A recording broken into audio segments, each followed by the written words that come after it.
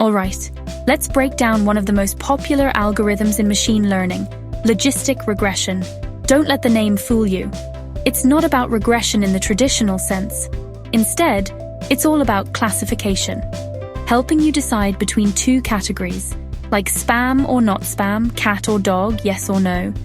Imagine I've got a bunch of emails and I want to predict if one is spam. Logistic regression looks at the features, like how often words like free or win appear, and assigns a weight to each one. But here's the cool part.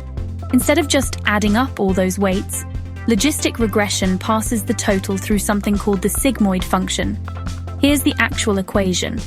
Probability equals 1 divided by 1 plus e to the negative sum of weights times features plus bias.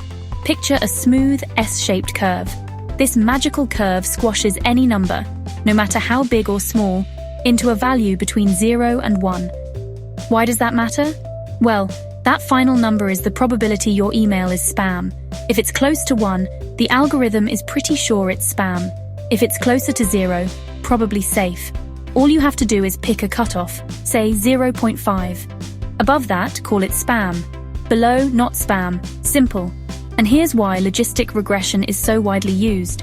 It's fast, easy to implement, and super interpretable. You can actually look at the weights and see which features matter most. It's like peeking under the hood of your ML model. So next time you see logistic regression, remember, it's not magic. It's just some clever math, transforming messy data into clear decisions. That's the beauty of machine learning. One curve, endless applications. If you enjoyed this, don't forget to like, comment, and subscribe.